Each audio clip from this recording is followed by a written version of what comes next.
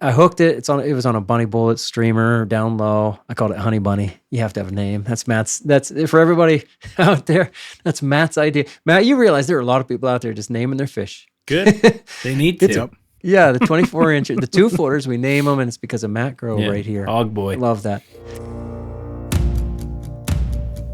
This is the Troutbitten Podcast. Troutbitten. Troutbitten? Troutbitten. Troutbitten. Troutbitten. Yeah, Troutbitten. Troutbitten. It's about trout. Wild trout. This is Troutbitten.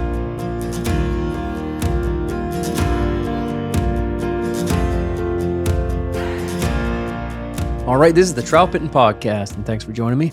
My name's Dominic. I'm the owner of Troutbitten and the author of troutbitten.com.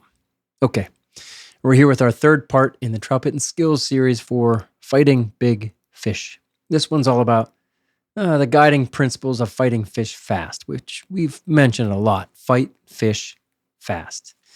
We'll talk about how this mindset kind of guides your decisions and your movements on the water and with your arms and the rod angle and everything for all the other skills that are kind of around fighting big fish.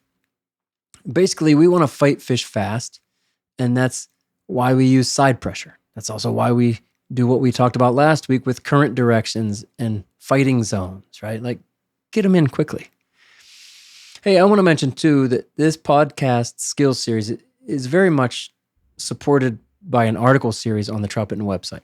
I think a lot of people who haven't been around Troutbitten for a decade or more are often surprised to learn how deep this whole project really goes. It's not just a podcast. It's not just videos. There's a ton of stuff on the website, and those articles... 1,500 articles. There's 1,500. Thanks, bud. With tips, tricks, and more. Tips and tricks. They Just can be like we found tell on you. the YouTube channel. Every week in the outro. It goes in depth, and I just want to point that out because, I don't know, I get a lot of questions, comments. I'm like, man, just dig in a little bit. Even in the videos and even in these podcasts, I always link to supporting materials. I think that's what's different about Troutbitten, perhaps, is that there's a lot of supporting stuff. And even what we're doing tonight, we're not just giving you one podcast about, hey, how to fight big fish. We're giving you 7 episodes. I think it's better broken down that way. There's going to end up being about 6 hours of material about how to fight big fish. And then to support that is a full article series on a website that I really went in depth many years ago. And a lot of this podcast skills series is supported by that. And getting in depth is kind of the hallmark of Troutbitten, to really get granular about the specifics of everything that we kind of do out there. There are, like Bill said, in jest, 1,500 articles. They're not just tactics, but stories too, and commentaries and things. I just wrote something about fishing with my boys at the beach. I call it Salt Bitten. It's kind of fun. Did you buy that yet? I did. I own the URL Salt Bitten. I don't know. We also own Bass Bitten, so don't try to get it. We already have it. Bass Bitten, collector of the bittens. The website really is kind of the heart of the whole Troutbitten project. It's where you can branch off and find everything. And again, that Fighting Big Fish series is there for you on the website. Go check that out. I think you can learn more by just reading. And then you can learn more by hearing these guys' opinions too, right? I don't know. We all learn in different ways. I've always been a reader. I enjoy that aspect of learning. I enjoy that way of learning. Anyway, you can also subscribe to the Troutbitten feed. That subscription is the way to subscribe. It's at the bottom of every article. It's super easy. You'll find that link at the bottom of every article, and subscribing is free. You don't have to pay anything. So do that. All right, my friends, Bill Dell and Matt Grobe, who've already been making fun of me here, are with me again. Bill, I want to ask you something. All right. Let me go back to something you said a couple weeks ago. You said the longer a big fish is on the line, the more anxiety that you have that fish is going to pop off. So basically, your goal is to fight him as fast as possible. Is that right? Yeah. That's the goal. Whether or not I accomplish it all the time, that's a different story. Yeah. But yeah, I don't know. A couple weeks ago, I hooked an 18 And we've been going through this, and I was trying to like keep track in my head, like, hey, how long does this take? And it was a big river, and I don't know, it was probably 30, 40 seconds that I got that fish in the net. And I was like, oh, like I felt like I did the right process. Like it's kind of nice to sit and talk about this because it like reiterates things in your head. And just talking with you guys, it's like, oh, like there's certain things that sometimes, you know, you get lazy and you're like, I'll just do it, you know. But to kind of go through this, it's nice. And it's kind of nice to talk to you guys sometimes. In writing the articles, I realized right away that when I write stuff down, I learn it better. I'm not the only one to say that. We know that. When you teach something, you learn it better. And what we're doing here is you're running through things and you get little idea. I mean, we all kind of know these concepts, but when you really start to dig into them, I get ideas from Matt and from you. Again, that's why we don't have Austin on, because he doesn't have any like big fish fighting. He's left-handed. Yeah. Everything's backwards. He's been fighting that since birth. When I first met him, he thought it was better to fight a big fish if it was downstream of him, because he thought the hook, like pulling the hook up into the because he learned from Sloop. This guy. Yeah. Probably. Sloop probably taught him that. Hook him in the butthole and let him get below you. Did. Sloop. Yeah. Right? Yeah. Just drag him upstream. He'll be all right. Love you, Sloop. I love you, Austin, kind of. Hey, you guys kind of see the opposite mindset that we're just saying, like, bring them in fast, right? Fight fish fast. Do you acknowledge that there's almost an opposite mindset out there? Like there's almost some bragging rights about, hey, this fish took me 5 minutes, 10 minutes to fight. Is 7X. That a holdover mindset? That's there, right? So why is it there? Why is it still here? I think it's a direct correlation with how people go about fighting big fish. Okay. Like I feel like there's a symbolic meaning within the fighting it fast that needs to go into your approach and mentality when fighting fish. Like what I mean by this is there's like an intensity that needs to happen when you hook a big fish to like trigger all the things you need to do to successfully land a big fish. And I think some dudes get lazy in the feet and they're just super casual. And it's just like, because of that, maybe the fight lasts longer because of the intensity of that angler, and they're just sitting there not doing anything to tire out the fish or do the proper things to land that fish. So do I think it lasts as long as some people say? No, but I do think it's a result of their inability to react with that intensity needed to land the fish. That's a good word, intensity. I think a lot of people are afraid to make a mistake, and so they're afraid to do anything other than just like hold on for the ride. That's a good way to put it. I think there's more to brag about by keeping the fight short. Know what I mean? It's better for you and the fish. Yes. If they're on there for 5 minutes, there's that's an eternity. That's so long, right? Yeah. We're talking about a trout here. It's not a tarpon, right? I'd sweat through 3 shirts if I had a fish on for 5 minutes. That's good. I do think. Well, I asked the question: why is there like bragging rights? I fought this fish for 15 minutes. I guess a lot of that is holdover from other species, right? I mean, it's carryover, I should say, from other species. I mean, sometimes like saltwater fish. Again, like a tarpon. You're not landing a tarpon in a minute, right? Yeah. So there's a lot of that. But this is fishing, and it's such a wide world of species and gear and tactics. It's the delicate sport. This is right. I'm just saying, like you get in some ways. Yeah, but back to that like mentality with the salt and whatnot. This is different. Trout are different. Like it is. Most situations you don't need to fish that or fight that fish for 5 minutes. Even a big 24-inch fish. Like absolutely, you don't need to do it. We talked about it a couple weeks ago. The biggest fish I ever landed, well, I didn't even know what I was doing, but it might have been 3 minutes of a fight. Mm-hmm. It certainly wasn't more than 4 or 5 minutes. Right. And I did not know what I was doing. And I was so undergunned with all my tackle. Gosh, that was so long ago. It was 20 plus years ago. And all the recent, let's say, namers, the 24 inches that I've caught, and there's not a lot. I say all of them. There might be 4 or 5. All one. Yeah, all. Yeah. But all of them, not one of them took more than a minute and a half. And the quickest one is one that started, I hooked it. It was on a bunny bullet streamer down low. I called it Honey Bunny. You have to have a name. That's Matt's, that's for everybody out there. That's Matt's idea. Matt, you realize there are a lot of people out there just naming their fish. Good. They need to. Yeah, the 24-inch, the 2-footers, we name them, and it's because of Matt Grove right here. Hog boy. Love that. Anyway, I named him Honey Bunny. It was a female, so I named it Honey Bunny, and because of the fly that it ate. But I'm telling you, I hooked it, and immediately it started coming toward me. I'm like, I got you. And then I realized it wasn't coming toward me. It was going to this brush pile that was to my right. And I said, no, you're not doing that. You're not going in that brush pile. It knew where it wanted to go. Sure. I'm like, strip. Real quick, I got in front of the fish and seriously got like right there in front of it. And I'm looking down and I'm like this with the rod. And I'm like, And luckily I did everything right. And it's like seriously almost touching my feet, right? And I'm like, you're not getting in that brush pile. Right. And it's like, whoa, what's this? Right in front of scared me, whatever, cautious of. And so it started to do like a 180 pivot and try to go back where it came from. And I was like, no, you're not going back there either. I lifted the rod up. And in that like pivot, while the fish was pivoting, I had some advantage, right? And so I got him up real quick and I got my net, boom. And I went under, its head was not even up. I almost always net the fish when the head is out of the water. Nope, not that one. And I went down, scooped it, and boom. It wasn't 15 seconds. I bet it was more like 10 seconds, that whole fight.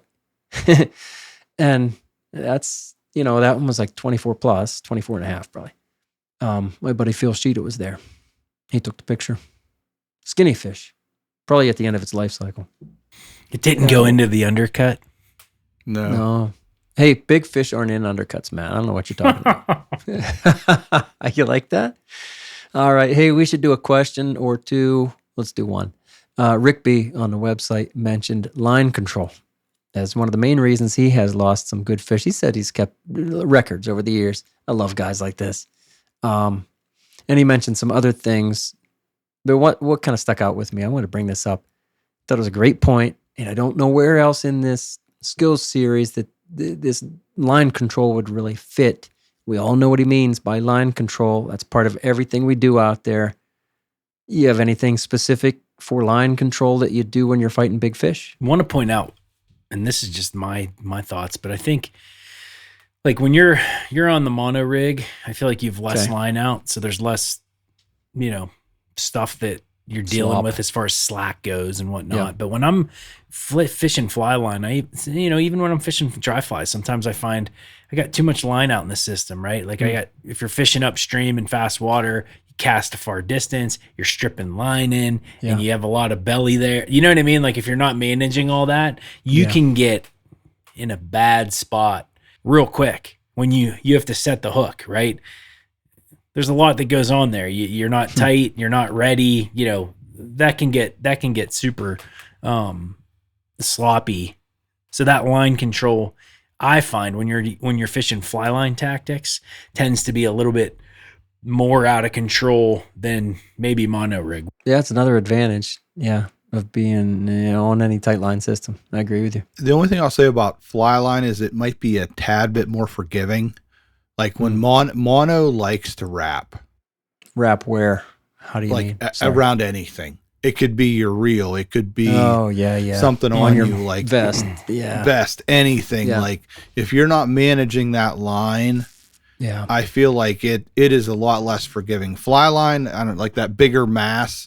And maybe it comes off of things that it's stuck on. Like mono will go between zippers. Good call. Like if you don't manage it, it really makes it can really devastate a big fish. Yeah. Where fly line, maybe, I don't know, it's 20% more forgiving, right? It can still wrap around stuff. But to Matt's point, like when you're fishing fly line, a lot of times you're making longer cast because you're presenting a dry fly. With that, you could be throwing it 30 or 40 feet across the river. And if that fish eats near the end of your drift and you've stripped in 15 or 20 feet, a lot of people, it's not a spinning rod. You're not winding that fly line up as the drift happens. So Troutbitten listeners already know the crew's favorite beer is Broken Heels Hazy IPA from New Trail Brewing Company. But our friends at New Trail are hard at work developing our next favorites. Each one is like a different fly pattern because some fit your current situation better than others. Like this one they call 24/7 because it's the beer we could drink 365, crafted to go anywhere, anytime. 24/7's light body and low alcohol make it a must-have when you've got day-long plans but still want full IPA flavor. Then there's Trail Marker West Coast IPA, inspired by classic pine and orange flavor. Trail Marker is brilliantly clear, nicely bitter, and available in 2 varieties, West Coast IPA and Imperial IPA.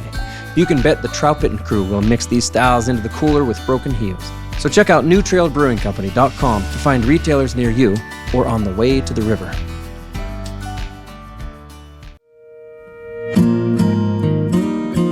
What's the difference between a good day on the water and one you'll be talking about for years?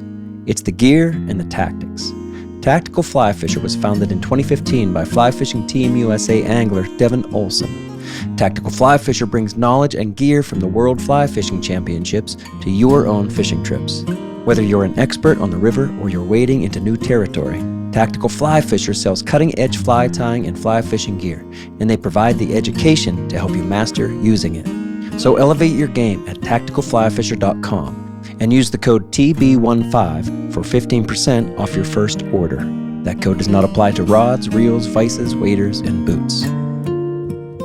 Once they're hooked, and especially once I know I have a big fish, I guess I always do this, but I'm getting them on a reel. Oh, yeah. As soon as possible. Right. Because, well, fewer bad things can happen when he's on the reel. Then I can use the drag, too, or I could palm it and all this stuff.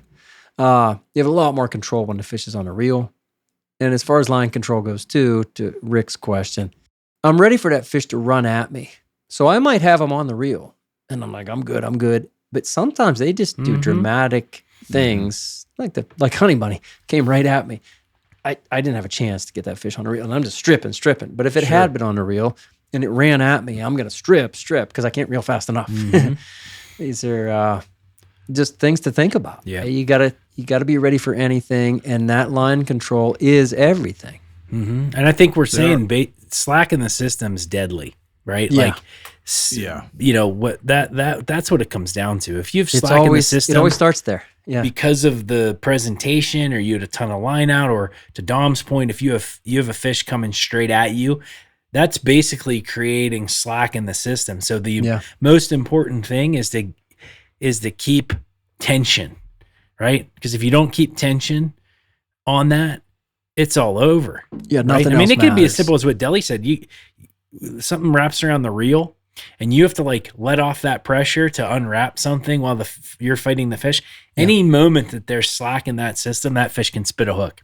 Yes. Everything else we talk about is predicated on the idea, the assumption that you're able to keep tight to that fish. You give them slack, like Matt's saying, like you're screwed. That's it.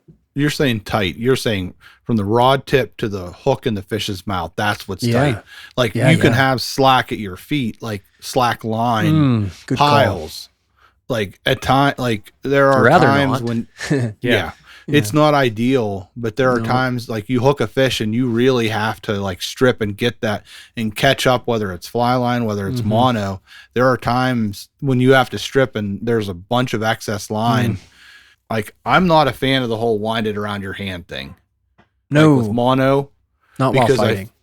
No. Or even like in presentation mode. Like No, you don't like the figure eight? No, I like it, better or worse. Like I like it, like I don't usually cast where I'm going to end up with 15 feet of mono at my feet. Maybe I got, let's say 6 to 8 feet of mono. Because I feel like if it's wrapped, right, it's a better chance of it, like that fish runs, I feel like it could have a better chance of coiling up and doing worse damage. Back to week 1 with Steve Campo, like you're ready for the biggest fish of your life. You're ready for those big fish, those big moments. I'm with that. Grobe, how do you manage your line? The only time I like continue to fight a fish with that or strip in line as opposed to getting it on the reels if there's a malfunction. But like I immediately get on the reel. Like Dom said, like I'll pinch, index finger, pinch the line, set the hook. And then I am really trying to eliminate any slack I have in the system before I start. It's a lot going on, right? We talked last week about the depth and the angle right? And you're trying to reel that line in too. Like that just adds in another layer to like, okay, you got a lot of shit going on at once. You can mess this up quick. And that's like first for me is as soon as I set that hook, that's just like a natural instinct that I don't even think about anymore is reducing that slack in the system. Even when I'm taut with the index finger, I have good tension. I am going super fast to try to reduce that slack that I had in the system. Yeah. That line maintenance, that line control, and having to use both hands to do that, stripping, and also reeling to get it on a reel. That's what really separates fly fishing from gear fishing. That's a big deal. And you do. You have to do it for a long time to be comfortable with it. You got to be ready to do both things during a fight. Reel, yes. Drag, yes. All that stuff. But then strip when you need to. It's only 6 things at once that you have to do. What's the big deal? Come on, man. There's only 6. All right, let's move into it. How to fight fish fast. Said in the intro, like that's our mindset. We've been saying it since week 1. That's our guiding principle. Fight them fast. Get them in quickly, or else it makes us anxious. For me, that all kind of starts with this one concept of either the trout is pulling or I'm pulling. Like they pull or you pull. Okay, I hooked the fish and he goes hard, maybe upstream. I'm like, I got you. Ooh, that's a good fish. Okay, this is one I want to make sure I do all the things right. And he's pulling, zip, zip, zzz, zzz, he's on the reel. And as soon as he stops, I'm like, okay, my turn. And there's no stalemate for me. It's he's pulling or I'm pulling. Are you guys like that? To a point, like I'm not overly, we talked about this a little bit last week. Like I'm not aggressively like trying to just wench that fish in. A lot of times. No, right. If I would say the best way I feel like I can land fish the fastest is if I can close the distance. I can pull on the fish enough to encourage him into a place where I can wade to and that has the least amount of current around me. And so all that has to happen really quick. Right. If we, 15, like you said, 15 seconds. Well, that was super ridiculously quick. Yeah. But sometimes that can happen if you're paying attention to like your surroundings and say, okay, hook this fish. I'm not putting a ton of pressure on him right away. Like I don't like to hook a fish and really start to wench on him unless he's going towards cover. Right. But like if he is in a spot that I think is nice to land, I'll kind of like encourage him to hang out there and I'll close the distance with my feet. And then at the last minute, I'm putting I'm really pulling on him hard at the last 10 feet to get him into the net where I'm kind of rope-a-doping him. I like what you're saying there. When I say pulling, if he's pulling, great. Okay.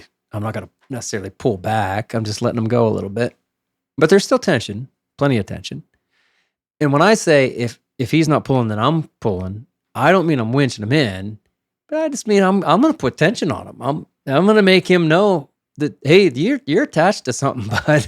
It is pulling you in a way that then you need to work against it. And that working against it, I think, is how we fight fish fast. If you let them have, I said it a moment ago, like a stalemate, like, it's just kind of like equilibrium, let's say, of the current and the fish is, let's hope he's upstream. Let's just imagine he's upstream and up and across, whatever. And he runs up there and then he just kind of stops and he's like, okay, I'm in a new spot.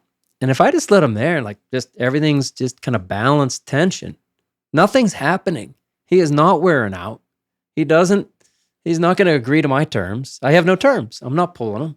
Anyway, what I'm going to try to do is put enough tension on him that he has to work. I said last week, like doing his exercises. I forget who told me that. I always thought that was a funny way to put it. Like make him do his exercises. That's how you wear them out, especially when they're up and across. That's, for me, what I mean by fighting them fast. Yeah. And I think when you're doing, like, I talk about the tug-of-war thing, and in a game of tug-of-war, as soon as you set that hook, you reel that slack in, you're tight, you learn a lot about what that fish feels like. It's telling you something, right? So it's educating you about, one, its size. Any experienced angler can get a feel for, okay, I'm into a 15-inch fish, or I'm into a 16-inch fish, or I'm into a 17-inch fish. Yeah, like you can know. You're pulling, and then all of a sudden you have like, okay, I know this is an 18-inch fish or a 17-inch fish.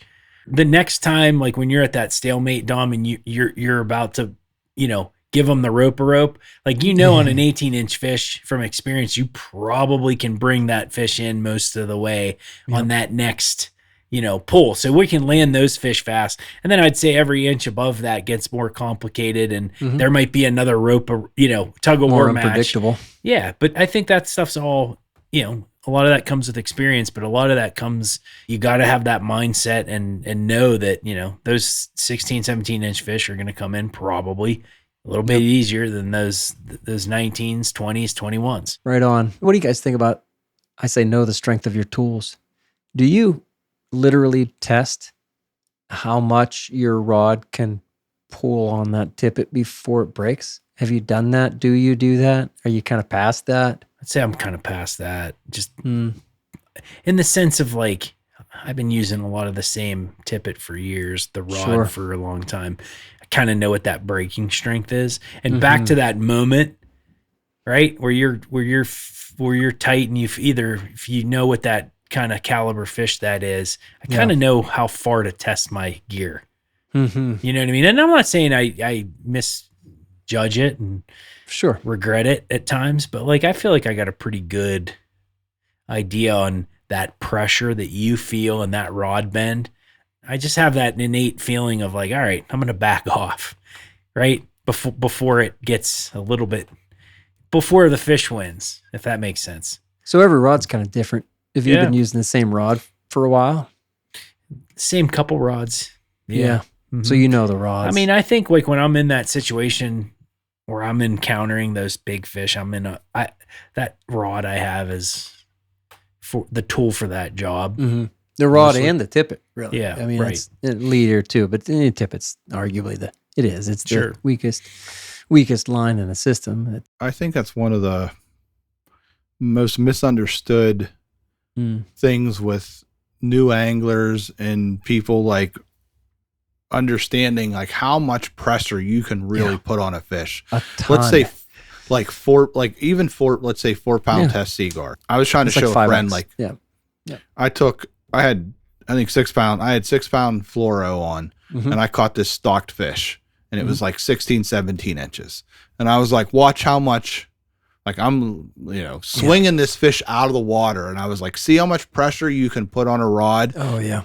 I think you had said this before, is with clients, you take hemostats. Yeah, I do. Right. And you say, here, pull. And I did the same thing. And I was like, here, I'm going to hold this. And I was like, pull on the rod. And I'm like, I don't feel anything. I'm like, pull on the rod. Like, if you think about when you catch a snag, right? When you're trying to free that, and you're almost, it feels like you're going to break your rod. Break the rod. I remember Lefty Cray, I read, he said, put the hook of the fly in the side of a tree or something, and just pull until it breaks. And then you'll know the strength of your tools. That stuck out in my mind. Like you say, Matt, I mean, I haven't done that for probably 2 years, and maybe for a year. When I get a new rod, if I'm really starting to work with some new equipment, I'll do that. If I'm working with a new tippet, I'll do that. I haven't done it for a while. But it's kind of fun to do too. Yeah. Like you said, Dell, I'll do that with people that I'm guiding if they're struggling, to put pressure on fish, and people will say, "Oh, I think I'm going to break them off." I'm like, "You're not going to break them off. We're talking 4 pound test or something." I mean, that's one of the most enlightening things you can do, is to really just hook your fly into something and pull. You're not going to break the rod. That's what it's built for, is that cushioning effect, whatever you want to call that. Sure. Man, there's a lot of forgiveness there in the rod.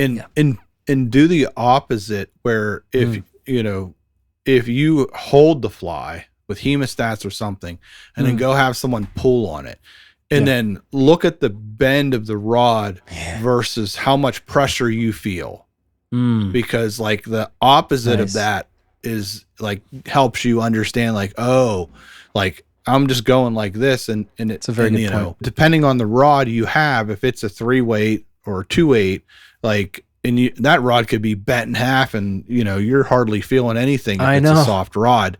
As the person holds the fly. A 7, if it's a 7 weight fast rod, there's a big difference in that. The industry's trending, right? We all know toward that later tippets and whatnot. Sure. And it's worth saying that impacts the testing dramatically. Yeah. Man, the difference between 4 and 5X even's pretty substantial, I think. Sure.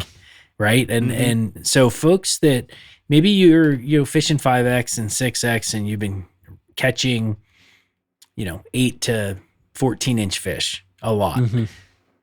It's a different ball game when you're catching big fish. Yeah. And I would, just be mindful, be comfortable fishing 4X tippet when you travel or you're in a stream that has the potential to give up a good fish. It's worth, getting that stronger tippet, in my opinion. So 4X is different than 5, and 4X is different than 6 and 7.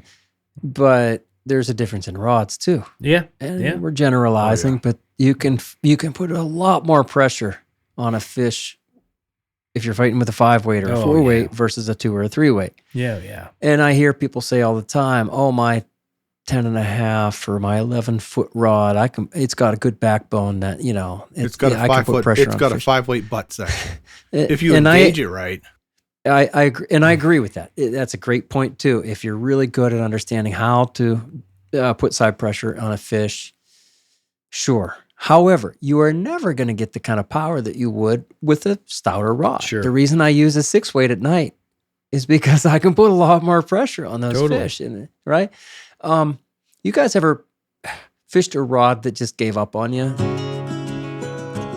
So I've been telling you about the folks at Tajima for a few years now. They make the best and my favorite polarized lenses on the market, and they'll replace the lenses in your sunglasses when they're scratched up, or you just want to upgrade your game and see more on the water. And now, Tajima has launched their own line of frames that solve the same failures that show up with every other brand of sunglasses, like loose hinges, peeling paint, and rubber pieces falling off. Tajima's frames, called Basin 5, were designed to solve all of those problems, leveraging new materials and technologies along the way. So it's one company behind the whole package now. If you already love your own frames, Tajima will put their lenses in them, same as always. And if you need the whole kit or you want to upgrade your style and performance, Tajima has you covered there too. Find them at basn5.com or tajima-direct.com. So I bought my first Smith Creek product more than a decade ago, and I was impressed with that net holster right away. It's been part of my kit ever since.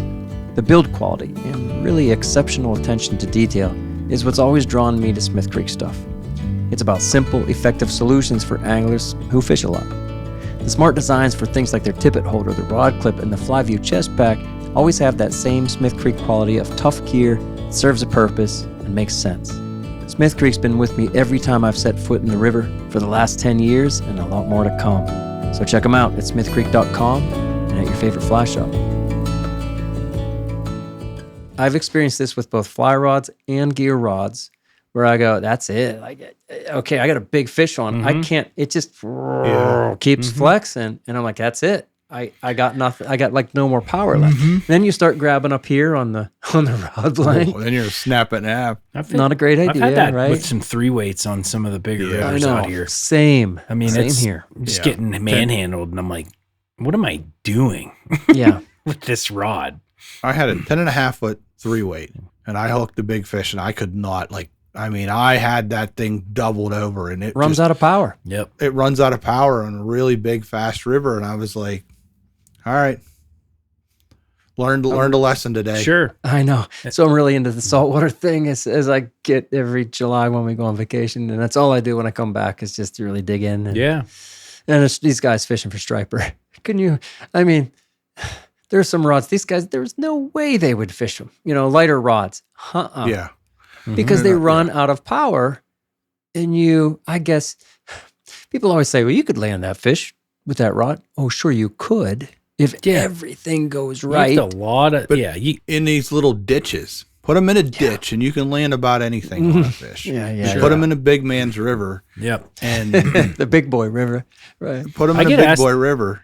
People ask all the time, like if people are having trouble with with landing big fish, first thing I'll ask them is what weight rod you using. Yeah, absolutely. You know, Yep. I'm like, what Yep. are you using? You know, Yep. it's like, well, I'm using a 3-weight. I'm like, well, I'm using my there's half your 2-weight. issue.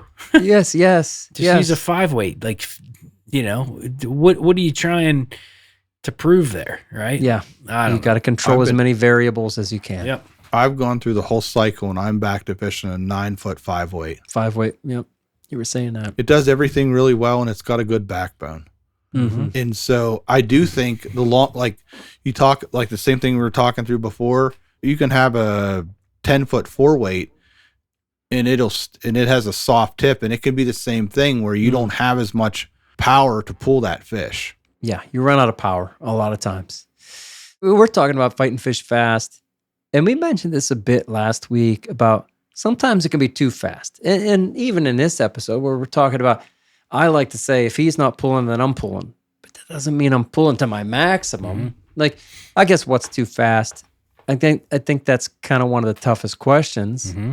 If you would hook a fish, let's say on a number 24 trico up top, you know, and let's say you're fishing with 7X, you're not going to put as much pressure on that fish. You're not going to pull as hard as if he was on a number 4 streamer hook with 1X, Mhm. right?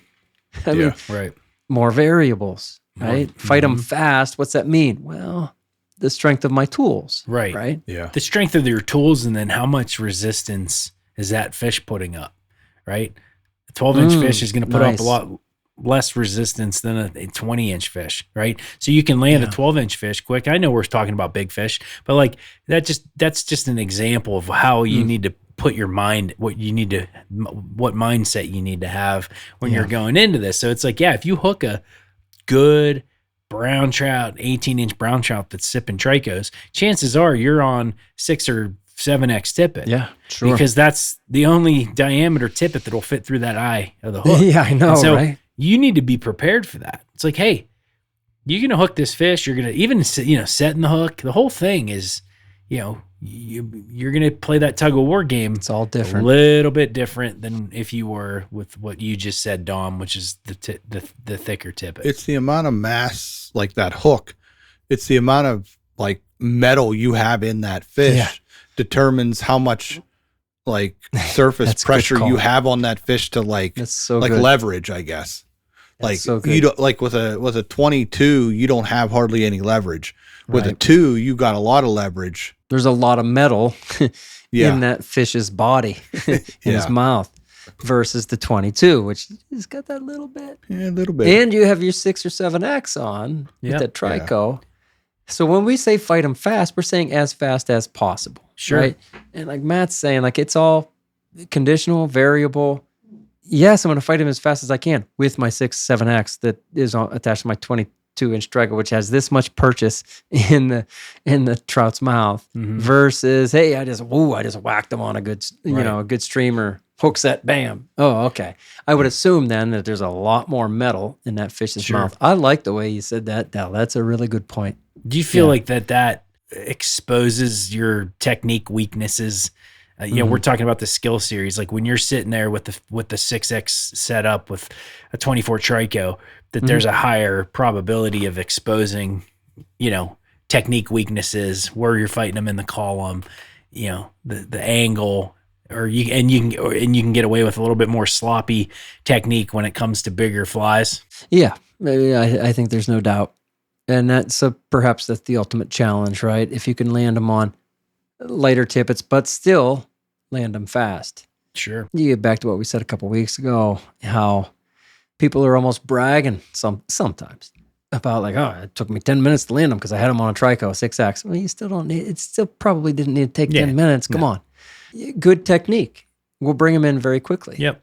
And I've landed, the biggest one I ever landed, which I've referred to a couple times, was on 5X and a size 16 Adams during a sulfur hatch. And I didn't know what I was doing, but I still landed him. These days I would have landed him in way less than half the time. Sure. And again, know the strength of your tools. Yep. Pull hard. Get the maximum leverage that you can out of 4X, 5X, 6X, whatever you have, right? And if you're breaking off, right, a lot, it's telling you something. You're fighting them too fast most of the time, right? Good call, right? But you can know what the strength is by simply practicing and testing. What kind of, I don't know, makes me chuckle sometimes is people talk about they're practicing casts in the backyard and stuff. Well, maybe you ought to practice like knowing what your rod feels like when it's hooked up to a trout. Mm-hmm. Put it in the tree over there. Yeah. Put your hook in the tree with your 5X tippet and your 16 parachute atoms and pull. Yeah. Okay. Pull until it breaks. Oh, I don't want to break the rod. You're not going to break the rod. Sure. That's what it was built for. Break it. Yep. Oh, wow. That was so much pressure. Well, now you know, though. Sure. You can go right up to that line and really land that fish quicker. Eliminate the anxiety of, hey, I might lose them. You know, I practiced when I was younger, like 11, 12 years old. We had a bluegill pond and close to my house. And I can't tell you how much that taught me. Catching bluegills and just fighting them, right? Just, I remember they'd eat the dumbest, lure. Like we used to tie this banana. We called it the banana boat. And it was just a foam, yellow foam. Yeah. It looked stupid, right? It's just a dumb floating banana boat. And the bluegill would hammer it, but it's like, you just sit there and catching's huge, right? You learn that tug-of-war, even if it's in still water. Those are the basics that can help. Put it on like you said, just get some tension on that, but you can figure out how to catch different species to prepare for that time out on the trout stream. At some point when you're trying to pull that fish in, if it's a bigger fish, he's probably going to make a run. Fair. When you guys hook a fish, do you adjust the drag to be less? Right, I'm out there fishing fly line or mono. A lot of times I don't have the drag on we'll call it the least pressure setting where it takes, I want it to be where like when I pull the line, I don't pull it hard and it like backlashes, right? But like when I hook a fish, a lot of times I'll adjust like a big fish and I'm fighting him. A lot of times I'll loosen that drag a little bit so that if he makes that run, it pulls through the rod easier. Do you guys do anything like that? The only time I feel like I mess with my spool or my drag is like if I get that feeling that there's just it's running and it's creating too much slack in the system, like maybe I'll go ahead and crank that up. But I feel like I do that while I'm casting. Like if I feel like I can feel that drag's too off when I'm just managing my line, I don't know. I tend to tighten it up. And I feel it there before I catch fish. That's just me personally. You guys palm the spool much? That's where I use the drag. Like I have the drag. I get the drag really loose because when that fish takes off, I don't want I want it to be a smooth transition of the line coming through the rod. So do you adjust the drag throughout the fight? No, if I hook a better fish, a lot of times I have the drag kind of a little bit tighter where it takes some effort to strip out line when I'm casting. And so I don't know, that's kind of like my approach. And then if I hook a fish, that rod's going to really bend and it's probably not going to be able to pull that drag loose. And that's why, like, if I hook a better fish and he starts to take some runs, I'll loosen the drag. Interesting. One of my favorite things to do is palm the spool. I grew into fly fishing with a bat and kill, Orvis bat and kill, click and pawl. There's no real drag there. And so on good fish, even like a 14, 15-inch fish, they would start to pull and I go zzz, and I had, no other option but to palm that spool. I love that. And so I keep my drag set fairly light, I suppose. Medium light. And when a big fish starts to pull, I hardly ever adjust the drag setting, but I'll just start to just palm the spool a little bit. I enjoy that a lot, just kind of shh.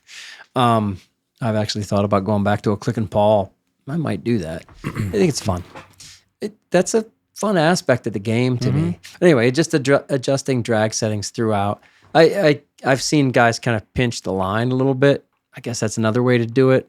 I just like to kind of palm that spool. I kind of rest my hand on the rim of the reel, and then the frame, I should say, and then I'll just kind of just tip my palm a bit onto the spool. I like it. It's fun. Yeah. Fighting them fast. Anything else, guys? Do you have a difference between mono and fly line, like in your approach? I've thought about that. I don't think so, really. What about you? With fly line, because there's so much mass there, and that mass will get in the water more. It is harder to land a bigger fish, I think. Let's say you have 30 feet of fly line out. That's a ton of mass in your leader where you're not as connected to the fish. And so it's pulling into the current more. And so like if I'm on fly line, I'm really trying to get the line off, like kind of off the water. And I feel like with fly line, fish is a little bit more apt to make runs because it feels the mass of that fly line. And so I'm trying to get as much of that picked up as quick as possible. That's fair. I think a lot of my fights happen pretty close because like we talked about, I think last week, I'm moving quickly to the fish to close that distance. And there aren't too many situations in our rivers, in my favorite rivers, where I can't get closer. As soon as I hook a fish, I'm like, I'm going to you. I'm going to go get you. Hey, I'm not going to just stand here and do the fight like it's a lake or something. No, I'm going to the fish. But yeah, that's a good point about all that mass that's on the water, which is why I lost the biggest fish that I hooked out your way, Matt. I told that story last week. Yep. I mean, there's a lot of line down there. And then I'm like, let me pick them up. See, nah, it was a mess. All right. I think that's about it for fighting them fast. Like no rest for the trout. Or for you, really. Like as you're fighting the fish, no rest for you. You're pulling or the fish is pulling. No stalemates. Line control, drag control, fighting angles. And like in the moment, strategy all kind of puts together to then put a fish in the net as soon as possible. That's not just good for like the health of the fish. It's good for the trout. That's good for you too, because you're going to land that fish in the first place. That's nice. It's a tug of war, right? Like they pull or you pull. Again, no stalemate. Make them work. Make them do their exercises. Hook them, fight them hard, and put them in the net on a good day. All right, next time we're going to talk about the fish fighting position because all the stuff we've been through already and stuff we're going to talk about after that, it kind of falls, it really does. It falls apart if you're doing the wrong things with your arms and with your feet and with your body. Maybe it seems unusual to talk about that. What you're doing with your body, arms, feet, shoulders, knees, and toes. That's right. Your head, your shoulders, knees, and toes need to be in the fighting position. We'll talk about it next week. It's important. So, Matt Grobe, will you read us out, sir? Stairway to 7, baby. Go. Training camp started. Steelers. Remember, the Troutbitten Project is a free resource for all anglers. The Troutbitten website hosts over 1,500 articles, videos, and podcasts with endless stories, commentaries, tactics, tips, and more. Find what you like through the top menu and through the search page. Navigate by way of the categories and tags too. Be sure to find the Troutbitten YouTube channel, now featuring the Troutbitten Tip Series, Fly Fishing the Monorig, and the Troutbitten Fly Box. It all starts in the trenches, all in collaboration with Wilds Media.